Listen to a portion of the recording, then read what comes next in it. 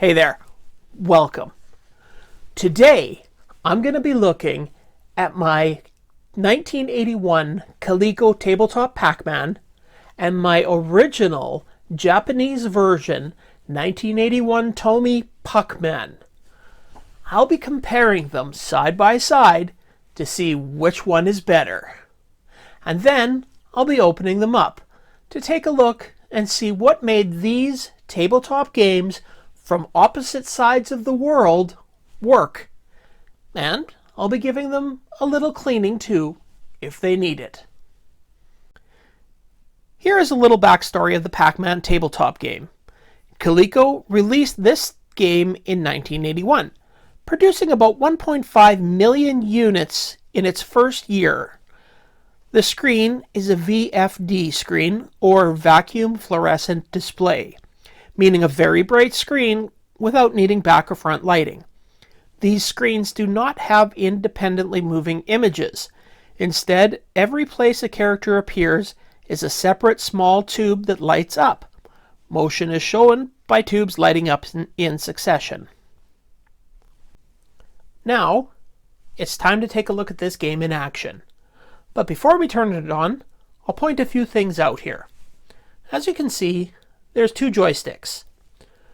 There is a head-to-head game where you have two players playing at once, both on the screen, fighting each other to eat dots and ghosts. You've also got a demo mode, which is like the arcade, just shows the game being played without actually doing anything. You've also got an eat and run game. The object of that game is to take the Pac-Man, eat as many of the power-up pellets as you can, and get back to the center without getting caught by the ghosts. And then there's the regular Pac-Man game. Now, aside from the three versions of the game you have, you've also got two skill levels, Skill 1 and Skill 2. So, let's turn this on.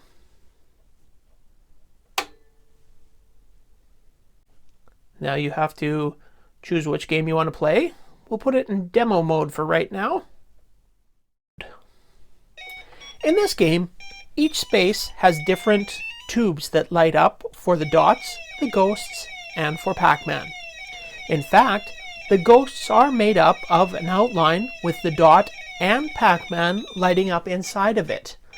When you eat the power pellet, you can tell that the ghosts are edible because first, the sound is off, and second, the little Pac-Man disappears from the inside of the ghost. The Pac-Man eating motion is made by every space having either a Pac-Man with his mouth open or closed, and then every space in every direction beside it has the opposite. Puckman is a tabletop game released by Tomy in 1981. The same game was released as Munchman in the UK, also in 1981, and Pac-Man in the US in 1982. There were also versions released in Australia as Pac-Man 1 and Germany as Puckman Electronic.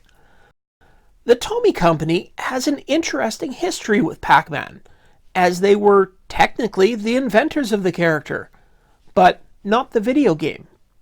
The first Pac-Man-like character was the Tomy Puckman Chokanbako, or Pac-Man Bank, released in 1974.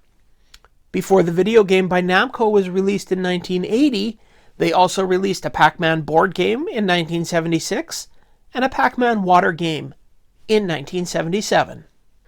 Now, it's time to take a look at my Puckman game.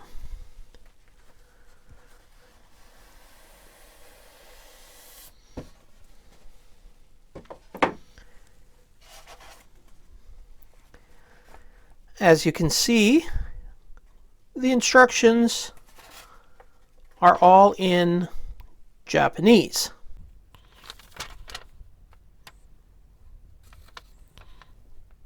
And I don't read Japanese, but I have seen a version of them online in English.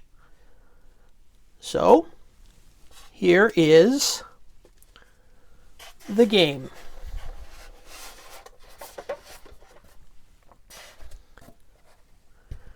As you can see, it looks less like an arcade version and more like an actual Pac-Man, the round yellow disc. The only stickers on it are the Tomy LSI game Puckman on the front, some Japanese writing for the power adapter there, and some instructions on the back for the battery packs. And just so you know, just like the other one, this takes 4 C batteries.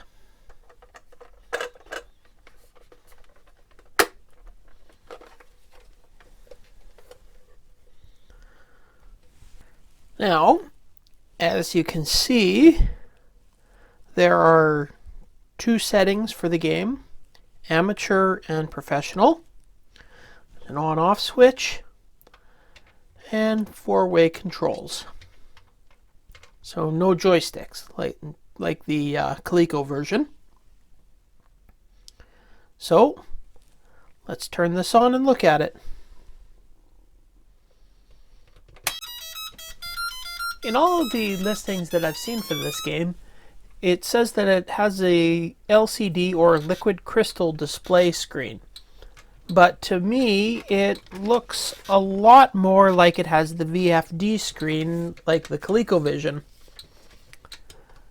I guess I'll find out some more when I open it up and take a look. And as you can see, the game unfortunately has a lot of hardware constraints, which means a lot of sacrifices had to be made so this game would work. Things like the fact that there's only 20 pellets on each screen, or that there's only 2 ghosts that chase you around. Also, as you can see, you can only eat dots going from right to left. If you go left to right, you just pass over the dots without eating them. As you can see, when you eat the power pellets, the ghosts don't change. The clicking speeds up. So if your speaker ever breaks down on this, you would never know when you're able to eat the ghosts. There's no visual cues. Another thing to notice about the Puckman game is that when you turn it on, it plays a tune. And when you die, it plays a tune. But both those times, the screen goes completely blank. So whenever there's music playing, the screen goes blank, because obviously the processor doesn't have enough power to both play the music and light up the screen at the same time. And that is the original Japanese Tomy Puckman game. Alright, so we've looked at both the machines, we've demonstrated what they're like to play, and I think we're going to end it here today so the video doesn't run too long. But in part 2, we're going to take both the machines apart to take a look inside them, clean them up a little bit, and then I'm going to judge each machine on 11 criteria that I've thought up and decide which one's the best. All right, see you then.